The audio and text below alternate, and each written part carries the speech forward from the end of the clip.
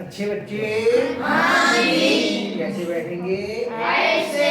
कल हम लोगों ने प्रतिस्थापन विधि से अभ्यास 7 पूरी कर दी। अभी मैंने 7 बी देखी तो उसमें वार्तिक प्रश्न थे। आपको एक विधि विलोपन विधि और सिखानी थी, तो मैंने कहा आपको एक उदाहरण से इस विधि को थोड़ा सा कोशिश करते हैं समझने की। कई विधियों से हम युग्म समीकरणों को हल करते हैं, उनमें एक विधि हम लोगों ने प्रतिस्थापन विधि समझ ली। विलोपन विधि सीखनी है, कैसे विलोपन विधि से इसको हल करेंगे उसका तरीका समझिए। प्रतिस्थापन विधि में हमें याद था, हम देखते थे कि 4 जगह पे आपका चर लिखा है, इन चारों में से कोई एक जगह देखते हैं कम से कम कि उसमें कोई भी गुणक ना हो, यानी एक गुणक हो। नहीं है तो हमने किया था आगे, तब आसान हो जाता है। विलोपन विधि में थोड़ा अलग तरीका है, बहुत आराम से एक बार में समझ में आ जाएगा, थोड़ा ध्यान से देखना पड़ेगा। हम ये देखते हैं इसमें चर क्या है, देखो इसमें चर क्या है, x y दोनों में x y एक एक चरों को बहुत आराम से समझना है।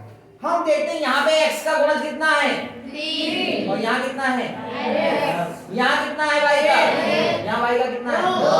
हम ऐसा पद देखते हैं या ऐसा चर देखते हैं जिसमें दोनों के यानी x के या तो गुणज 1 से हो या y के गुणज 1 से हो।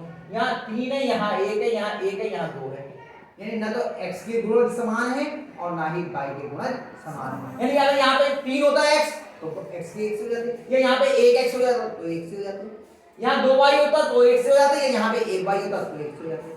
ये तो होता आपके पास ना तो x समान गुणज वाला है और ना ही y। अगर होता तब तो हम कैसा करते वो हम आगे बताएंगे। तो हम पहले गुणज समान करेंगे। क्या करेंगे? गुणज समान करेंगे। उसका बहुत आसान सा तरीका है, आप x के गुणज समान करना चाहते हो या y के, या आपकी मर्जी, जिसके चाहे कर लो, जिसके भी चाहे कर लो। बताओ x के गुणज समान करें या y के? तो हम करेंगे x के गुणज समान करने हैं, तो जो समीकरण 2 में x का गुणज है उसकी समीकरण 1 से गुणा कर देंगे, और जो समीकरण 1 में x का गुणज है उसकी समीकरण 2 से गुणा कर देंगे। कैसे समझोगे? लिखेंगे समीकरण 1 में 1 तथा समीकरण 2 में 2 बताओ कितने से गति बढ़ेगी? 1 में करिए हमने इसके गुणज से और 2 में करेंगे इसके गुणज से। कितने से करेंगे? 3 से। 3 से गुणा करने, यानी कि हमने समीकरण 1 में तो कर दी इसके गुणज से गुणा 2 वाले के, और 2 में कर दी हमने 1 वाले के गुणज से, यानी कि 3 से। अगर y बराबर करना होता तो हम समीकरण 1 में कितने से गुणा करते?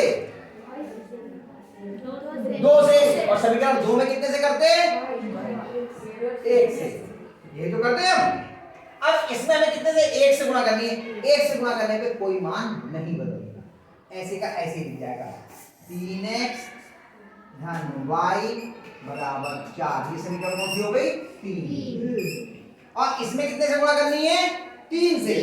तो 3 से गुणा, 3 एकम 3x प्लस 3 दूनी 6y, 3 तिया 9।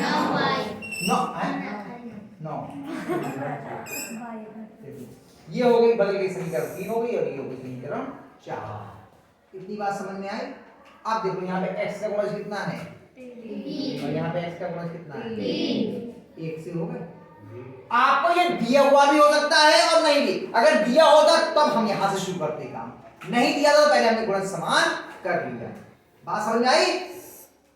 x का मल्टीपल यानी गुणज हमने यहाँ का भी 3 हो गया, यहाँ का भी 3 हो गया। अगर ये पहले से ही सवाल में दिया होता तो हमें कोई समस्या नहीं, तो हम सीधे वहां से करना शुरू करते। यहां से अगर नहीं दिया तो पहले हमने दोनों को बराबर कर दिया। अब क्या करेंगे? अब देखते हैं जो ये हैं इन दोनों के चिन्ह एक से हैं या अलग अलग? एक से हैं। तो ये मतलब कैसे गायब होंगे? जोड़ने पे या घटाने पे? अगर इसमें से इसको घटाएंगे तो ये खत्म हो जाएगा। तो लिखेंगे समीकरण 3 में से समीकरण 4 घटाने, यहां लाइन है, जो समीकरण घटाई जाएगी उसकी माइनस का चिन्ह हो गया, उससे पहले उसकी चिन्ह बदल जाएगा। ये प्लस है क्या हो जाएगा माइनस, ये प्लस है क्या हो जाएगा माइनस, ये प्लस है क्या हो जाएगा माइनस। तो ये दोनों तो आपस में काट गए, खत्म हो गए। +3 और -3 कितना हो जाएगा 0। अब ये प्लस का 1 और माइनस का 6, तो कितना जाएगा माइनस का 5 और माइनस का 9 प्लस का 4 कितना हो जाएगा माइनस का 5। आ रही है बात समझ में? आ रही है? तो y बराबर -5 बटे -5, 5 एकम 5, y बराबर प्लस का 1 या माइनस का 1? माइनस का 1, प्लस का 1, कुछ पहले प्लस बोले फिर माइनस बोले। ये दोनों एक से चिन्ह के हैं या अलग अलग? एक से। तो जब अंश और हर दोनों समान चिन्ह के होते हैं तो क्या आता है भाई? प्लस का। y का मान हो गया भाई। अब y का मान चाहे समीकरण 1 में रख दो चाहे समीकरण 2 में, x का मान आ जाएगा। अब यहाँ पर इसमें आपकी मर्जी है, उसमें आपकी शर्त होती थी कि अगर समीकरण 1 लिए तो समीकरण 2 में रखना होता था, लेकिन यहाँ तब आपकी मर्जी, आप जिसमें चाहे मान लो। किसमें रखने मान बताओ? पहली वाले में लिखो, पहले दोनों में अच्छा रहता है। बताओ किसमें रखें?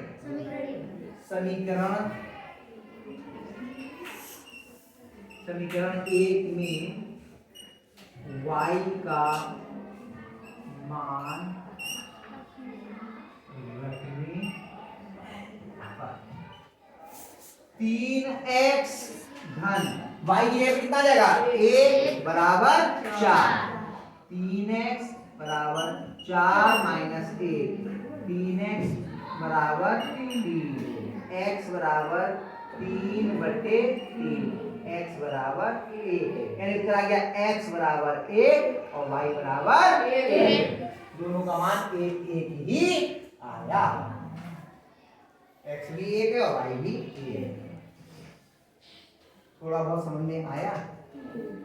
नई विधि है, वो प्रतिस्थापन विधि थी और ये विलोपन।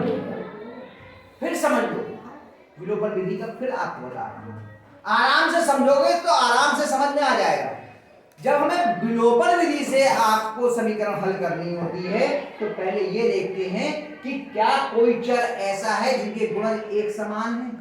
अगर है तो हम यहां से सवाल को शुरू करेंगे, अगर नहीं है तो पहले समीकरण 1 जिसको बराबर करना है उसके गुणज से समीकरण 2 में, और जो समीकरण 1 का गुणज है उसे समीकरण 1 में गुणा कर देंगे। ये समीकरण 1 में यहाँ पे हमने 1 से गुणा करी और समीकरण 2 में 3 से गुणा करी, ताकि हमारे x बराबर हो जाए। गुणा कर ली, गुणज बराबर हो गए।